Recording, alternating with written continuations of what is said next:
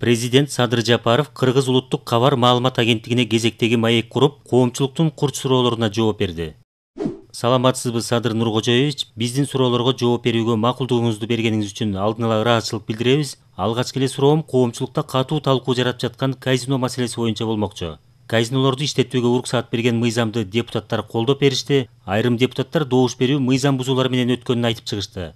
Маселен, депутат Адахан Мадумаров бул мыйзамды күчкө салып өткөрүп жатканын, мыйзам бузууларга жол берилгенин айтты. Соц тармакта деле казинолорду иштетүүгө каршы экенин кээ бир блогерлер жазып жатышат. Бул мыйзам долбооруна сиздин пикириңиз? Кол коесузбу, жокпу? Ооба, депутаттар колдоп беришти. Колдоп берген депутаттарга алкыш гана айтышыбыз керек. Эми казинонун мамлекетке тийгизген таасири жөнүндө өзүмдүн ой пикиримди билдирейин. Биринчиден, 2012-жылы казинолор жабылгандан тартып бүгүнкү күнгө чейин көмүскө казинолор иштеп келе жатканы баарыбызга маалым. Ошол эле убакта укук коргоо органдарынын чара көргөндүгүнө карабастан, мүлктөрүн конфискациялап, өздөрүн мыйзам чегинде камап жаткандыгына карабастан, дагы деле көмүскө казинолор иштеп жатат. Демек, бул процессти мамлекет өз көзөмөлүнө алып, көмүскө каржы булактарын мамлекеттин казынасына түшө турган кылып, ошол эле мезгилде бүгүнкү күндө көмүскө казинолорго барып жаткан биздин жарандарыбызды ал казинолордон куткарып алуу милдети турат. Эртең мамлекет казинолорду мыйзам чегинде ачык эле ачып койсо, көмүскө казинолор дароо жок болот. Албетте, бүгүн көмүскө казинолорго барып жаткан биздин жарандардын барчу жери калбайт. Ал эми бүгүнкү кабыл алынган мыйзамдын негизинде кыргыз жарандары казиного киргенге катуу тыюу салынат. Буга биз мамлекет тараптан толук кепилдик бере алабыз. Биздин бир дагы жаран казиного кире албайт. Чет өлкөлүктөр гана киришет. Бул боюнча көзөмөл кылуунун механизмдери толук иштелип чыкты. Андан сырткары казино ээси лицензияны мамлекеттен ири суммадагы акчага сатып алат. Эгер кыргыз жаранын казиносуна киргизген болсо, анда ал казино ээси лицензиясынан ажырайт. Ошондуктан казино ээси Кыргыздын 5-10 миң доллар акчасына кызыгып, өзүнүн миллиондогон долларга сатып алган лицензиясынан ажырап калгысы келбейт. Анан дагы казиного карапайым адамдар кирбейт. Аларга кызыгы да жок, акчасы бар, акчасы асмандан түшкөндөр кирет. Ошого карабастан укук коргоо органдары казиного кирген биздин жарандарыбыз болсо, мейли ким болбосун мыйзам бузган үчүн камап коюшат. Айрым каршы чыккандар биздин жарандар банкрот болушат, үй бүлөсү менен ажырашат деп элдин аң сезимине ойноп жатышат. Эч качан андай болбойт. Көзөмөл катуу болот. Биздин жарандардын киришине жол бербейбиз. Ага толук күчүбүз жетет. Экинчиден, казиного чет өлкөдөн келген миллионерлер менен миллиардерлер киришет. Казынага миллиардтаган салык түшөт.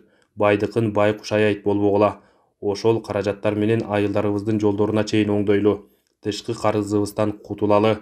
Элибиздин жашоо шартын оңдоп алалы. Мына мисалы, мурдагыдай салык менен бажыдан түшкөн каражаттын эле көзүн карап олтурбастан, кумтөрдү алып кошумча киреше булагыбыз пайда болуп, социалдык тармактагы кызматкерлерибиздин айлык акыларын 3 эсеге чейин көтөрүп бердик. Эми казинодон түшкөн акча каражаттары менен калган бардык министрликтердин эмгек акыларын дагы жогорку деңгээлге көтөрөбүз. Мамлекеттик кызматкерлердин айлык акыларын 1 айдан 2 айга үй бүлөлөрүн бакканга кенен жеткидей деңгээлге чыгарышыбыз керек.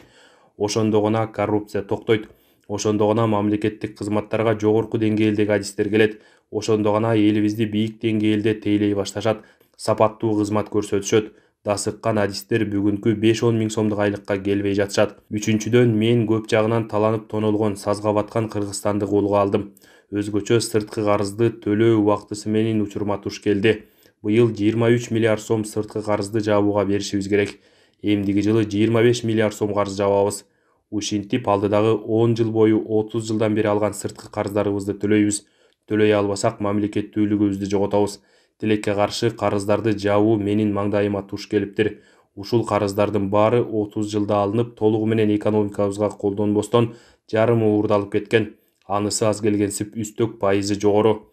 2020-жылы эле эмгек акыларды көтөргөндү, жолдорду жасаганды, ири долбоорлорду ишке ашырганды биякка коелу, сырткы карызыбыздан кантип кутулабыз, мамлекеттүүлүгүбүздү жоготуп алабызбы эми деп сарсанаа болуп отурбадык беле. Тез эле унутуп калдыңарбы? Алакан жайып коркуп отурбастан бир нече ири долбоорлордун бири камбарата бир кесим кура баштадык. Кытай, Кыргызстан, Өзбекстан темир жолун Кудай буйрса эмдиги жылы баштайбыз. Мунун баары өзүнөн өзү ишке ашпайт, көп каражатты талап кылат. Бирок бул ири долбоорлор бүтүп кетсе, Кумтөр менен казино сыяктуу эле мамлекетибиздин ири киреше булактары болот. Мында айылдардын жыртык жолдоруна чейин оңдоп, айлыктарды, пенсияны, жөлөк пулду көбөйтүп, энергетикалык көз карандысыздыкты бекемдеп, кубаттуу экономиканы түптөп, армиябызды күчтөндүрүү милдети менин мойнумда турат. Мени 5 жылга шайлап, өзүңөрдүн жана мамлекеттин тагдырын ишенип бердиңерби? Эми ошол ишенимиңерди актаганга мага мүмкүнчүлүк бергиле да. Казино менин жеке кызыкчылыгым эмес, бүткүл мамлекеттин кызыкчылыгы. Каршы чыккандардын арасында кээ бирөөлөрдүн жеке акчалай кызыкчылыктары бар. Кээ бирөөлөрү динге таянып каршы чыгышууда. Мен аларды туура түшүнөм. Бирок мамлекет динден тышкары, дин менен мамлекеттин ишин аралаштырбагыла. Каршы чыккандар менин ордумда болуп, мамлекеттин бүгүнкү экономикалык акыбалын ичинен көрүп турган болсо, эч качан каршы чыгышмак эмес, тескерисинче колдоп турушмак. Бүгүн дүйнөдө кайсы гана мамлекет болбосун арам менен адалды ылгабайт. Эртең менин ордума президент болуп, молдо келип калса дагы элин багышты, мамлекетин кризистен чыгарып, жаштардын жаркын келечегин куруп кетишти ойлойт. Бүгүн бир нече мусулман мамлекеттеринде дагы казинолор иштеп жатат. Ортобузда экономика үчүн күрөш жүрүп жатат. Бул күрөштө каршы чыккандын ордуна ар бир кыргызстандык бийликке жардам бериши керек. Арканды алыс таштап, ар бир маселеде терең ой жүгүртө билиш керек. 2012-жылы Кумтөрдү алып мамлекетибиздин кызыкчылыгына иштетели деп чыкканымда мени эл душманы кылышкан. Мына 10 жылдан кийин алкыш айтып отурасыңар. Казинодон түшкөн киреше дагы көп күттүрбөйт. 1-2 жылдан кийин рахмат айтасыңар. Чыдап тургула. Ар бир ишке өзүнүн баасын берчү убакыт келет.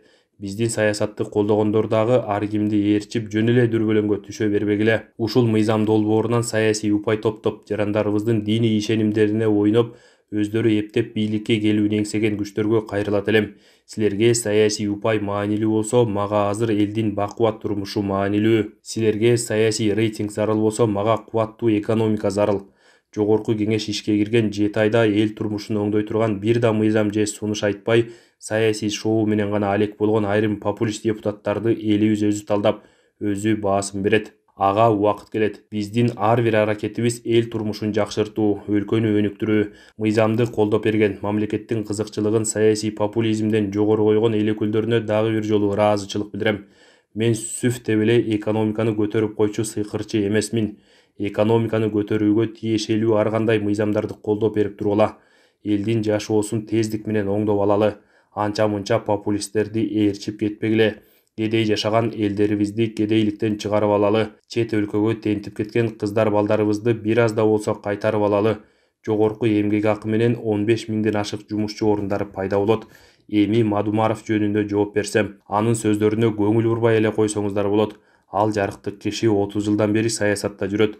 Эл үчүн көзгө көрүнөрлүк бир да калгылыктуу иши жок. Кудай тилди бериптир, көрөгөчтүктү, даанышмандыкты, уюштуруучулук касиетти бербей коюптур. Чындыгын айтсам, өзү 2005-жылдардан кийин биринчи вице-премьер болду, спикер болду. Андан кийин өлкөнүн эң негизги идеологу болгон мамлекеттик катчы болду. Дал ошол мезгилде казинолор жөнүндө мыйзамды кабыл алып берип, казинолор иштей баштаган. Дал ошол мезгилде ажырашуулар, банкрот болгон жарандарыбыз көп болгон. Биз азыр андайга жол бербейбиз. Баарын ойлонуштуруп койдук. Ошол үчүн биздин жарандарга мыйзам чегинде кирүүгө тыюу салдык. Күчүбүз жетет. Анан эле ошол мезгилде өзү өткөрүп берген казиного ошол кезде каршы болбостон, бүгүн эле ыймандуу, өтө ынсаптуу, таза адам болуп, акыл үйрөтүп чыга келгени таң калтырат. Бир үй бүлөнү тыңгылыктуу бага албагандар мага акыл үйрөтпөй эле койсун. Мадумаровго мамлекеттин экономикасы кыйрап калса дагы баары бир. Ал киши бүгүнкү каршы чыгып жаткан электоратты жеке өзүнүн саясий кызыкчылыктарына тартуу максатында иштеп жатат. Мен анын мындай кылыктарына көңүл бурбай калгам. Сөзүм куру болбош үчүн 1-2 мисал келтире кетейин. Адахан Кимсанбаевич мындан бир нече жылдар мурда өлкөгө президенттик башкаруу керек, какканда кийиз казык жерге кириш керек деп келген. Кайсы бир журналисттин Садыр Жапаров бийлик башына татыктуубу деген суроосуна азыркы белгилүү саясатчылардын бешөөнү бириктирсең Садыр Жапаровго тең келе алышпайт, татыктуу деп жооп берген учурлары болгон.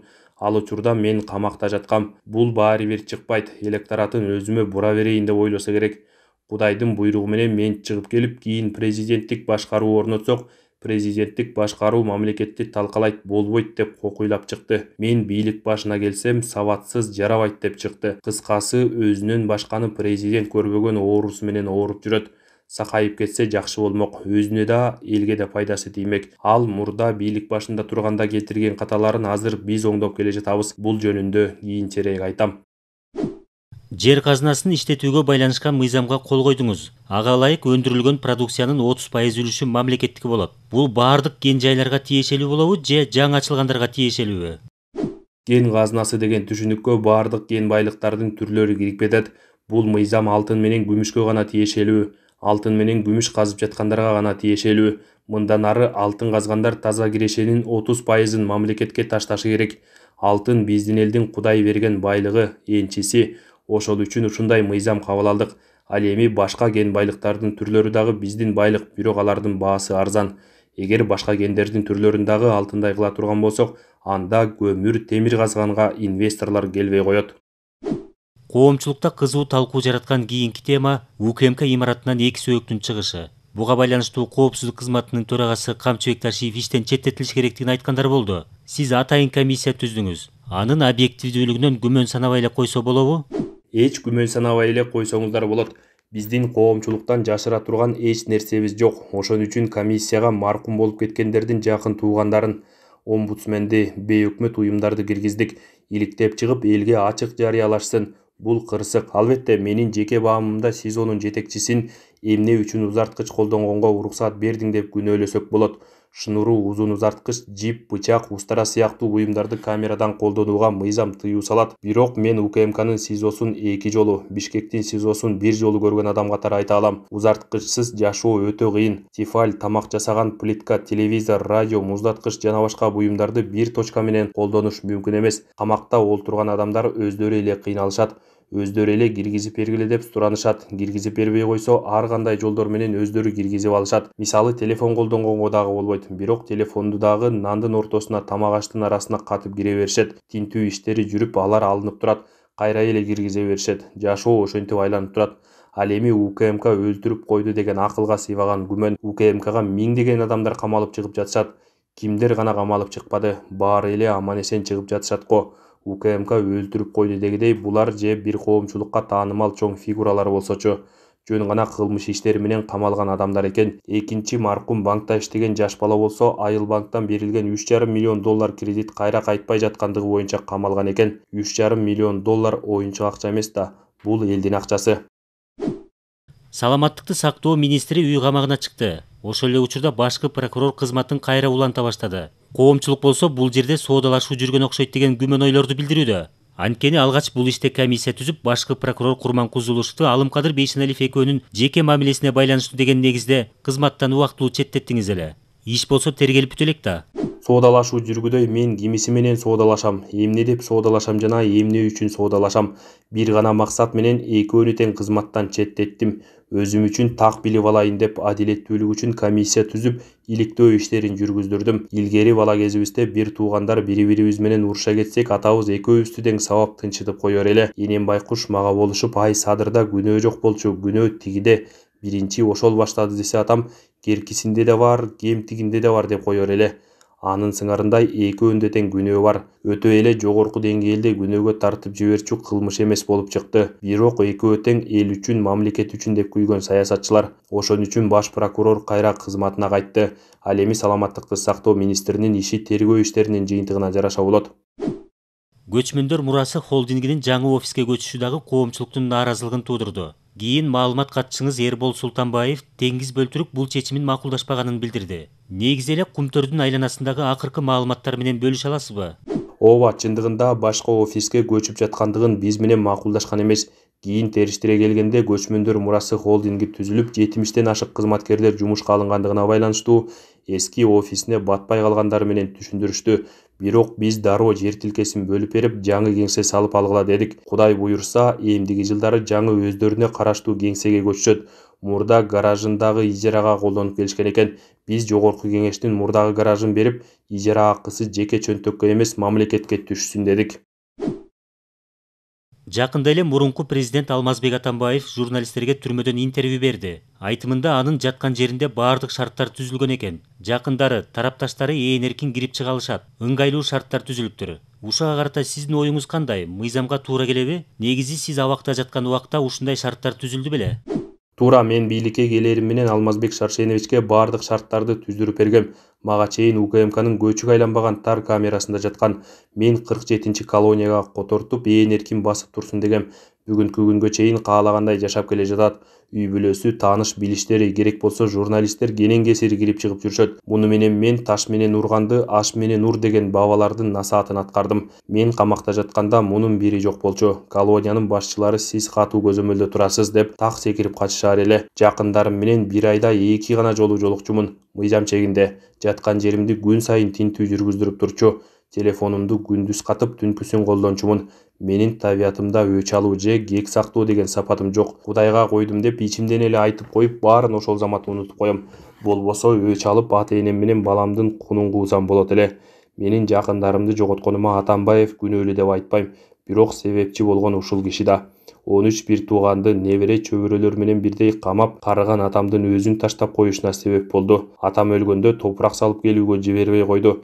Кийин энем кетти. Дагы жакшы, ал убакта Сооронбай Жээнбеков топурак салып, акыркы сапарга узатып келүүгө мүмкүнчүлүк берди. Андан кийин балам кетти. Албетте, мунун баары Кудайдан. Биз пенделер мындай болсо андай болбой калат эле, же тигиндей болсо мындай болбой калат эле деп кейий беребиз. Баары Кудайдын буйругу менен болоорун сезбейбиз. Себепчилерди күнөөлөй беребиз. Мен чындыгында себепчини дагы күнөөлөбөйм. Баары Кудайдан болоорун билем. Бир мисал айтайын. Кудай Таалам эмне үчүн тубаса мунжу же сокур дүлөйлөрдү жаратат? Баарын эле бирдей жаратса эмне болмок деп ойлойсуң? Хадистерде айтып жатат. Дени сак адамдарга үлгү болсун деп жараттым дейт. Буларды көрүп, о Кудай, менин 6 санымды аман кылып жаратканыңа шүгүр десин деп. Пенделер көпчүлүк учурда аны сезбейбиз. Тубаса майыптарды экинчи сорт адамдар сыяктуу карайбыз. Андай кылбашыбыз керек. Ошондуктан мен бийликке келгенде биринчи эле жетимдерге, майыптарга көңүл бурдум.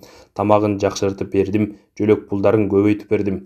Дагы да көбөйтөм. Ошондуктан Атамбаев тобо деш керек. Бардык сот процесстери бүтсүн, анан чечим кабыл алабыз. Ал да Кудайдын бир макулугу, пендеси. Жаманбы, жакшыбы 6 жыл эл башкарды. Өзү айткандай, бир жерин кысып тынч отуруп турсун.